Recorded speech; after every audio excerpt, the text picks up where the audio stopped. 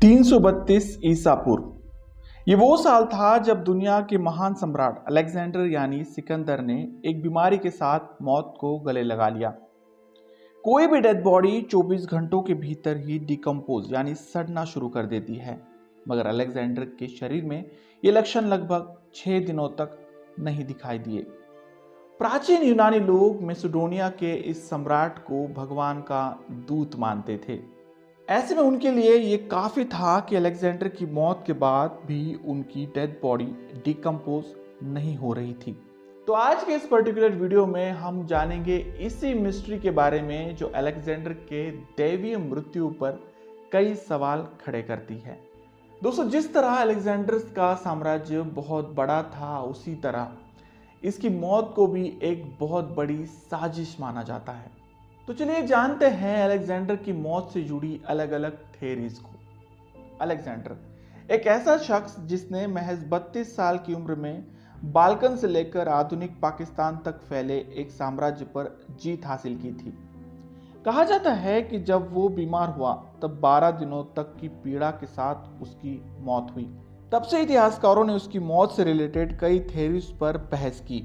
किसी का मानना था कि उसकी मौत मलेरिया से हुई है, तो कोई कहता कि मलेरिया नहीं बल्कि वो टाइफाइड से मरा था। कुछ इतिहासकार उसकी मौत का रीजन शराब बताते हैं, तो कुछ का मानना था कि उसकी मौत का रीजन कोई बीमारी नहीं बल्कि उन्हीं लोगों द्वारा की गई एक साजिश थी जिसने अलेक्जेंडर की जान ले ली। मगर इससे भी बड़ा सवाल यह है कि उसकी मौत के बावजूद भी उसका शरीर जल्द से जल्द डिकम्पोज क्यों नहीं हुआ। आज हम ये सभी जानते हैं कि मरने के बाद उस डेड बॉडीज में क्या क्या चेंजेस आते हैं। मौत के कुछ ही घंटों बाद शरीर में चेंजेस दिखाई देने लगते हैं। शरीर ठंडा पड़ना, बॉडी डिस्कलरेशन जैसे कई साइंस डेड बॉडीज में दिखाई देते हैं। मगर प्राचीन यूनान के लोग इस परावर्तन के विज्ञान को नहीं समझते थे। इसलिए जब अलेक्जेंडर की मौत के बाद उनके शरीर में ये लक्षण नहीं दिखाई दिए, तो वे इस बात का एक ही मतलब निकाल पाए, और वो ये कि सिकंदर एक भगवान था। अलेक्जेंडर पहली बार पार्टियों की एक लंबी सीरीज के दौरान बीमार पड़ा, जिसमें वो नाचते समय अपने पीठ के बल गिर गया था, जहां से उसे अपने पीठ पर एक तेज दर्द का आभास होने लगा। एक हाइपोथेटिकल थ्योरी के अनुसार उसे किसी ने ये चैलेंज दिया था कि वो एक ही झटके में वाइन का एक पूरा क्रेटर पी जाए, जिसे अमल में लाते हुए उसके साथ ये हादसा हुआ। यही से सिकंदर के जीवन में एंट्री ली एक बुखार ने। इस 10 दिनों के तीव्र बुखार के बाद सिकंदर के सैनिकों को उसे आखिरी बार देखने के लिए लाया गया। एक इतिहासकार एरियन का मानना है कि उस समय सम्राट कुछ बोल नहीं पा रहा था। उसने लेटे लेटे ही अपना सर उठाया और सभी को अभिवादन किया। जब 13 जून 323 ईसा पूर्व में अलेक्जेंडर की मौत की घोषणा कर दी गई, तब लोगों ने अलग अलग थ्योरीज बनाना शुरू कर दिया। हालांकि इनमें से कोई भी थ्योरी साइंटिफिकली ये साबित नहीं कर सकी कि अलेक्जेंडर की मौत आखिर कैसे हुई थी।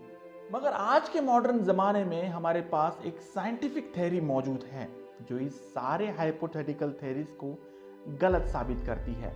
2018 में न्यूजीलैंड के ड्यूडाइन स्कूल ऑफ मेडिसिन के एक लेक्चरर डॉक्टर कैथरीन हॉल का यह मानना है कि अलेक्जेंडर को गुइलेन बेटे नाम का एक सिंड्रोम था, जो एक highly acute ecto immuno condition है, जिसके परिणाम स्वरूप मसल्स यानी मांसपेशी में पैरालिसिस हो जाता है। दूसरे शब्दों में ये कहा जाए तो जब अलेक्जेंडर की मौत की घोषणा की, तब वो मरा नहीं था बल्कि जिंदा था। जी हाँ, आपने सही सुना, अलेक्जेंडर उस वक्त मरा नहीं था बल्कि कोमा में चला गया था। यही वजह है कि उसकी बॉडी डिकम्पोज नहीं हो रही थी, मगर वहां के लोगों ने इसे दैवीय चमत्कार माना। उस समय मेडिकल साइंस में रोगियों के कोमा में चले जाने या फिर सांस धीमी होने की कंडीशंस को शायद मौत ही समझा जाता। अलेक्जेंडर के साथ भी कुछ ऐसा ही हुआ।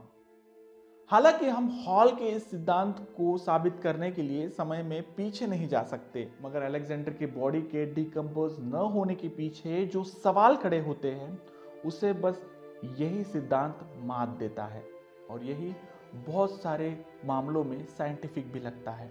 जब तक लोग ये सोचना नहीं छोड़ देते कि वाकई अलेक्जेंडर एक भगवान था या फिर कोई एक सामान्य इंसान। वैसे आपकी इसके बारे में क्या राय है, कमेंट बॉक्स में जरूर लिखें। तो दोस्तों, वक्त हो चला है आपसे विदा लेने का। मिलते हैं अगले वीडियो में ऐसे किसी इंटरेस्टिंग और हिस्टोरिकल टॉपिक को लेकर। तब तक के लिए धन्यवाद।